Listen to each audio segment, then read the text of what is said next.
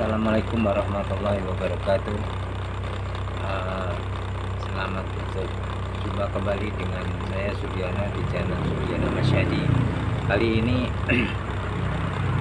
saya ingin cerita tentang pengalaman saya pribadi dan kita coba ambil hikmahnya ya teman-teman. Eh, Sebelumnya kita berdoa semoga kita selalu diberikan kesehatan, kebahagiaan, ketenteraman, kedamaian hidup, ketenangan, dan juga taufik hidayah dan inayah. Semoga kita diberi kelimpahan rahmat dan berkah oleh Subhanahu wa Ta'ala untuk menghadapi hidup kita yang panjang ini, untuk menghadapi hidup yang abadi setelah kematian kita nanti. Oke teman-teman, saya mau cerita tentang sebuah hadis Nabi, bahwa ketika ini buat mereka-mereka yang belum menikah khususnya ya gitu, bahwa kita itu dianjurkan oleh Rasulullah untuk memilih pasangan hidup kita itu berdasarkan wajahnya ya, jamaliha, kemudian maliha hartanya, kemudian nasabiha, kemudian diniha, itu kan. Jadi dari kecantikannya, hartanya, kemudian dari keturunannya, kemudian dari agamanya. Tapi tidaklah, kata Rasulullah SAW, bahwa tidaklah kau pentingkan agamanya. Jangan memilih orang itu berdasarkan hal-hal yang sifatnya duniawi gitu. Dan kalau saya lebih elaborasi, apa yang dimaksud dengan agama itu bukan berarti hal yang sifatnya hanya lahiriah gitu. Karena juga banyak kita jumpai orang-orang yang secara lahiriah mungkin termasuk orang-orang yang tekun ibadahnya, tapi hatinya keras dan sombong ada juga gitu ya. Maaf gitu ya. Jadi kita harus benar-benar pakai mata hati kita, hati nurani kita untuk membedakan orang yang punya nur di dalam hatinya, yang punya kelembutan, cinta dan kasih sayang gitu. Jadi semacam hospitality-nya itu sangat tinggi gitu. Jadi dia punya inner beauty. Nah itu ya. Jadi saya lebih mengartikan din itu sebagai inner beauty, orang yang punya pandangan yang kuat tentang kebenaran dan kebaikan. Jadi, sudah benar dan baik juga gitu. Sudah baik dan benar juga gitu. Karena pernah itu saya dengar Cak Nun itu bilang, kamu mungkin sudah benar tapi belum baik. Ada juga kamu mungkin sudah baik tapi belum benar gitu. Jadi kita itu seyogyanya ini berusaha untuk menjadi baik dan benar gitu. Kemudian itu adalah pilihan sempurna gitu. Ada teman-teman juga itu sempat bercanda gitu, sebetulnya nggak cuma 4, itu sebetulnya 5. Apa yang kelima? Jadi dari yang ke satu itu jamaliha, terus itu maliha, diniha, nasabia, diniha, yang kelima itu belemiha, mau iha. Nah percuma dia itu wajahnya cantik, terus hartanya itu dalam pengertian pengetahuan segala macam, pokoknya dia punya bobot lah, itu bagus gitu. Terus dia punya bibit bagus, nasabnya gitu. Jadi nasab mungkin nasab seorang intelek, nasab seorang spiritualis, nasab ini. Tapi kalau terus agamanya bagus, dinnya itu. Tapi kalau yang kelima kan belum iha, mau iha, bersedia iha kan gitu. Kalau yang keempatnya memenuhi syarat tapi yang kelima enggak kan ya sama juga bohong, tetap impian lah. Itu yang membuat akhirnya kita kaum muda ini, waktu itu saya kan berpikir, nah kalau kita itu mempertimbangkan semuanya itu kan kita nanti juga nggak realistis gitu. Kita itu siapa gitu. Jadi kan otomatis kan ya bener kata Rasulullah, fokus di agamanya gitu. Tapi apakah agama cukup ketika kita itu nggak terlalu cinta? Saya pernah coba gitu. pacaran dengan orang yang saya anggap itu soleh gitu. Dia dia ngajar ngaji gitu di sebuah TPQ, nggak pakai bayaran gitu, dia ikhlas gitu. Pokoknya hidupnya diabdikan semua untuk agama gitu. Dia itu ya itu terus saya pernah coba gitu, saya pernah coba itu ya pacaran lah sama dia gitu, pacaran islami gitu, nggak sentuh-sentuhan, nggak apa gitu, pokoknya ya cuman komitmen aja untuk nanti kita tuh kalau ini diizinkan oleh Allah saya akan membina hubungan dengan dia, tapi nggak ada chemistry lah, itu repotnya gitu.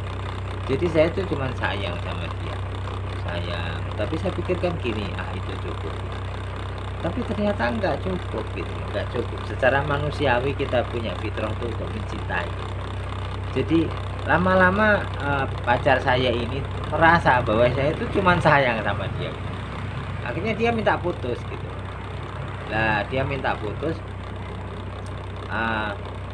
ya saya ya putuskan dia gitu.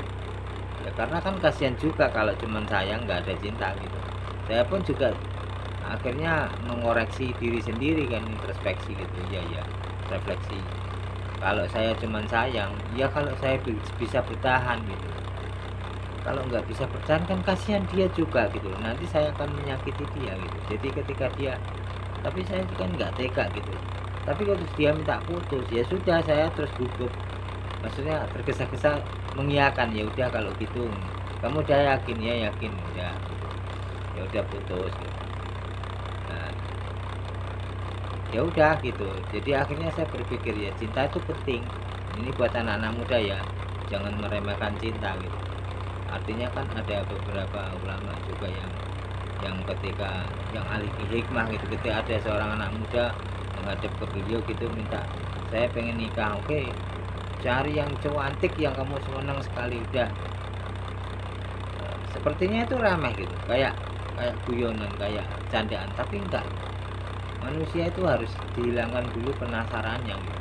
Nanti kalau punya istri cantik ternyata kok nggak membahagiakan, baru dia punya istri yang nggak cantik pun akan ridho gitu. Teorinya seperti itu kan, tetap ada variasi-variasi gitu.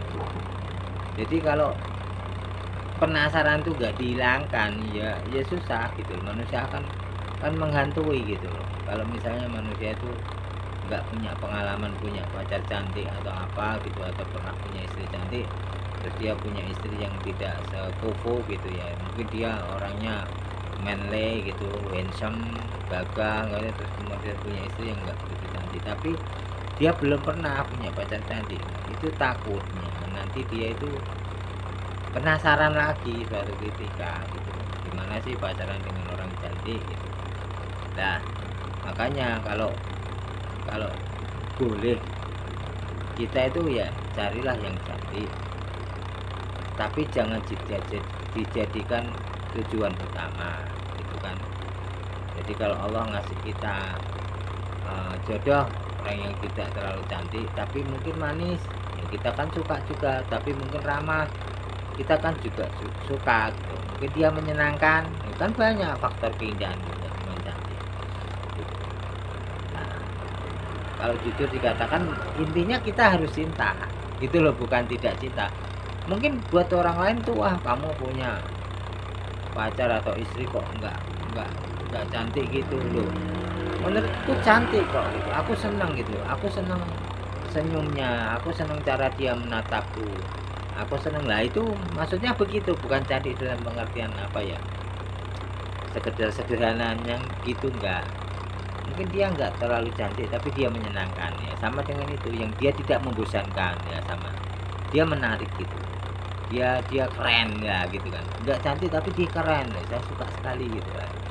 Jadi kita harus modal suka, cinta, seneng gitu, ada chemistry, ada gairah. Nah tentang yang lain-lain itu kan kesunahan gitu, misalnya dia itu anak siapa ya, kalau memang dia keturunan orang baik-baik ya lebih baik daripada bukan keturunan orang baik-baik gitu. Misalnya dia anak orang yang Pak Sugeng, Jenderal Sugeng, kan bagus gitu loh, keturunan dari seorang polisi yang jujur daripada keturunan seorang koruptor, kan begitu. Tapi itu gak jaminan kan gitu kalau anaknya orang yang istimewa terus menjadi istimewa. Cuman kan ada kata pepatah, buah jatuh tidak terlalu jauh lah dari pohonnya. Pasti ada sebagian dari sifat-sifat orang tuanya yang bisa dia imitasinya, ya, diimitasi gitu, diduplikat gitu ya. Nah, itu tadi kan ketika saya sendiri, pengalaman saya sendiri ketika beranjak dewasa, semakin dewasa saya semakin mengerucut kalau saya terlalu fokus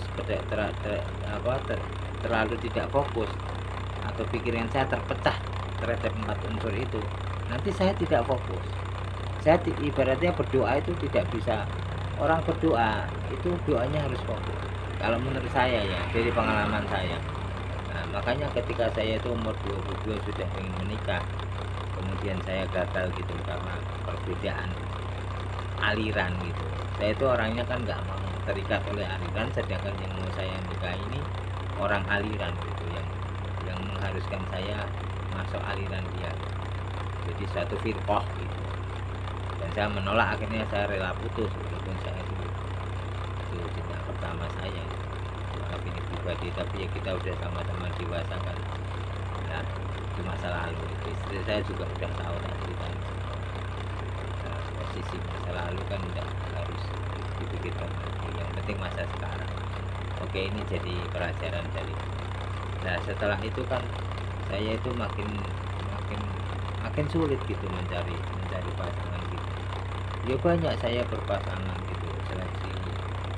Jadi dari koleksi sampai seleksi, tapi alhamdulillah juga saya nggak pernah pacaran terlalu jauh gitu, berarti mengendalikan diri gitu.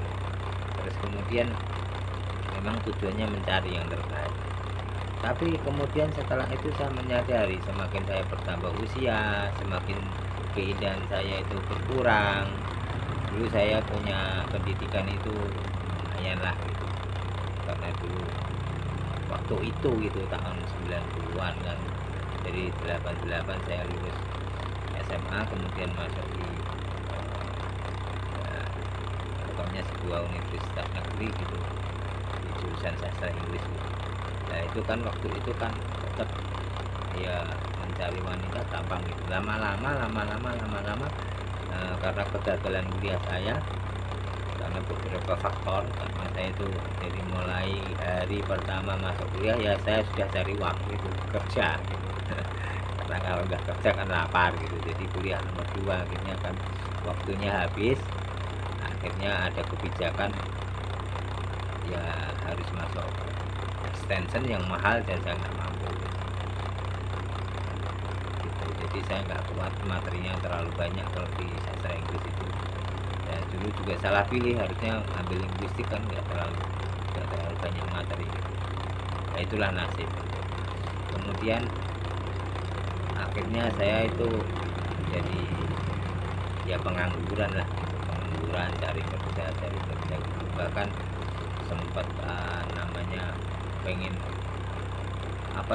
pengen jadi artis, karena saya tuh suka tulis puisi gitu. Kemudian saya bikin lagu, ada 60 lagu gitu, dan itu ditolak semua di Musika, di PMU, di Billboard, aneh gitu. Lagu saya itu disenangi gitu di studio, di setel terus. Kata teman saya yang ada pesuruhan di situ, lagumu tuh tiap hari disetel gitu, di sini sering disetel, kok kamu nggak dipanggil ya? Tidak tahu kenapa lah. Waktu itu Pak Kristias menjelaskan bahwa lagu saya tidak mungkin bisa diproduksi karena terlalu panjang dan itu terlalu serius gitu. Kalau mereka yang tahu musik senang gitu. Tapi kalau urusan visual itu harusnya menjangkau ke bawah. Jadi seleranya harus selera umum gitu. Jadi saya kalau boleh saya katakan lagu saya itu kebagusan gitu. Jadi dijual di umum nggak laku gitu. Jadi mereka aja yang tahu musik yang seneng lah. Orang yang tahu musik kan sedikit gitu. Pak Kristias bilang lagu ini hanya disukai mahasiswa atau orang yang 30 tahun ke atas yang sudah banyak makan garam kehidupan, suka dukanya kehidupan, sudah paham Tapi kalau yang mau beli kaset itu CD itu dulu kan CD ya, belum ada kayak sekarang di YouTube.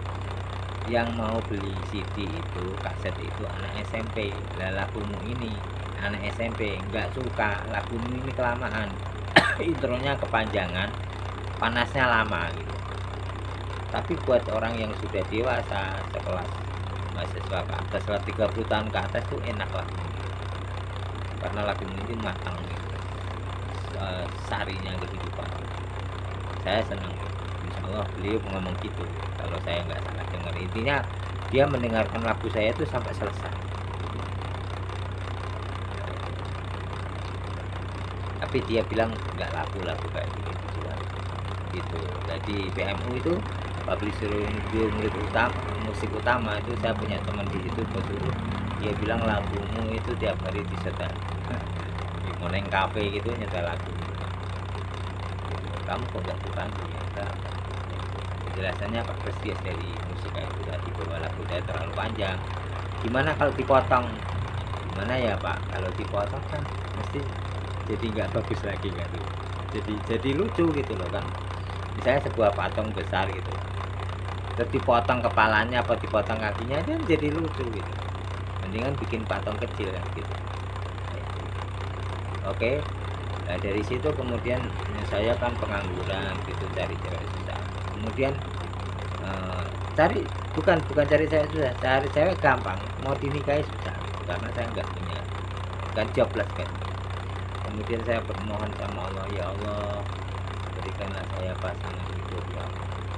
Saya itu yang penting saya itu senang sama dia dan dia itu baik, itu tak. Sampai berdoa itu sampai cetak walaupun Allah itu tahu. Oh saya itu jenengan jodohkan sama wanita mantan tunasusila saya juga mau, atau jenengan jodohkan sama wanita yang janda punya anak cucu saya juga mau gitu sampai. Atau jenengan jodohkan saya dengan wanita yang tinggal di pinggir kali Ciliwung gitu ya, rumahnya dari kardus saya juga mau. Itu dalam doa loh, jadi itu doa yang gila ini sebetulnya gila. Saya kalau cerita teman, wah itu gila doa seperti itu, saya nggak mampu doa seperti itu ya kan. Kita sudah fokus gitu, Allah kan juga harus tahu di mana kamu tuh takarannya seberapa dan kamu serius enggak pengen punya istri. Ya serius.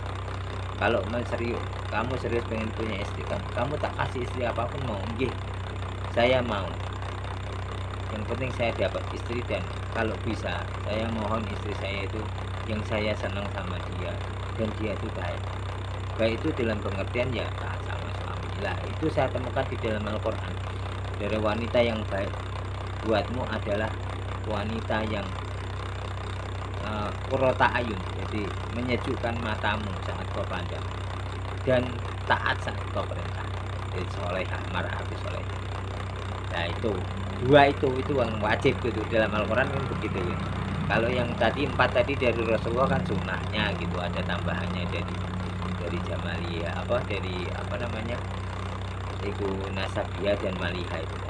Jadi fokusnya itu Jamaliyah itu nggak harus cantik ya, maksudnya yang kamu senang gitu, menyenangkan kamu. Jamaliyah dan dunia, jadi difokuskan kedua begitu ya, supaya kita berdoa itu dengan sungguh-sungguh. Ibaratnya orang itu oke, saya mau kerja dengan gaji yang cuman segini pun saya mau lah, bosnya kan tertarik. Tapi kan kamu nanti kerjanya yang seenak, enggak, saya sumpah akan kerja dengan sungguh-sungguh dengan gaji yang seadanya pun saya mau, yang minim. Kan bosnya kan oke lah, kamu masuk dulu kalau gitu. Nah kan gitu, ibaratnya kan kita enggak, oh saya mau kerja tapi saya mau yang gajinya tinggi, saya mau yang istirahatnya cukup, saya mau lah, itu kan banyak maunya gitu ya. Itu kan mungkin bisa dikabulkan kalau sudah nggak ada yang lain gitu. Sementara kalau yang lain bisa ya ibaratnya proyek lah, saya mau bikin bagus ini proyek jembatan tapi dengan harga yang minim, akhirnya kan dia yang menang gitu. Nah saya pun berdoa kepada Allah, berpikirnya supaya saya itu benar-benar dikabulkan sama Allah. Saya fokus ke situ karena waktunya sudah semakin sempit. Saya fokus ke masalah qurrata ayun dan soleh, maka itu saya menyejukkan mata saya ketika saya pandang dan sholat. Yang lain nggak penting. Benar-benar tulus saya ngomong seperti itu di depan Allah. Maupun janda punya anak 7, maupun mantan wanita tunasusila, nggak peduli saya. Yang penting saya senang melihatnya dan saya senang berjalan dengannya gitu, dan dia baik, punya inner beauty lah itu. Alhamdulillah akhirnya dapat dapat, dan tidak janda punya anak 7 dan juga tidak mantan tunasusila, bahkan orang pingitan. Alhamdulillah, ternyata Allah itu cuma menguji saya, dan itu pun setelah saya berdoa itu saya diuji dengan orang-orang yang menjodohkan saya setengah memaksa. Itu dulu kan saya dekat dengan Abah gitu, dipaksa dengan si ini gitu. Tapi akhirnya ya saya sebetulnya nggak serg juga, terpaksa mau juga, karena kita udah nggak mikir, pokoknya kita pasrah sama Allah. Teman-teman juga jodohin kita setengah maksa gitu ya, kita nggak bisa nolak. Udah kita kan pengangguran ya, dimodali apa gitu kan. Akhirnya kan tetap aja gitu, kita yakin bahwa Allah tidak akan menjodohkan kita dengan seseorang yang tidak pas buat kita. Saya yakin betul, makanya sampai berkali-kali gagal gitu. Bukan saya penyebab kegagalannya, tapi dari mereka gitu. Dan terakhir ada yang nawari, saya punya adik, kamu mau enggak? Lah kamu kok nawari saya? Ya saya sudah kenal kamu, jangan khawatir gitu. Dan adik saya istimewa. Di mana adikmu? Di sana, di Tasikmalaya. Saya di Jakarta kan waktu itu. Ya udah, nggak ada pacaran, cuman teleponan gitu. Sebulan nikah. Jadi nggak pacaran, cuman teleponan sebulan. Ya itu teman-teman. Jadi saya mau cerita masalah doa yang gila itu tadi. Semoga bermanfaat buat teman-teman. Nanti kita bisa ambil hikmahnya semuanya. Semoga ini ada gunanya buat terutama teman-teman yang masih jomblo, anak-anak adik-adik saya yang masih belum menikah. Ini bisa jadi bekal bahwa hubungan kita kepada Allah itu harus yang fokus gitu. Kalau berdoa yang fokus itu nanti jadi kita itu akan mendapatkan keseriusan gitu. The importance of being earnest gitu. Jadi pentingnya untuk menjadi orang yang serius, termasuk dalam kita berdoa. Jangan main-main dalam doa, dan kita implementasikan dalam keseharian kita. Fokus dari pikiran, batin kita, dan perbuatan harus kompak gitu. Insya Allah nanti kita akan menemukan itu tadi kebahagiaan, walaupun itu bukan kebahagiaan lahiriah, tapi insya Allah kebahagiaan batinnya akan kita dapatkan. Demikian teman-teman video saya kali ini. Sampai jumpa di lain kesempatan. Semoga kita diberi kesehatan selalu, kebahagiaan, ketentraman, ketenangan batin, kedamaian hati, kebahagiaan lahir di akhirat, taufik hidayah dan hidayah. Om Swastiastu, Namo Buddhaya, Namo Buddhaya, salam kebajikan, santi, salam.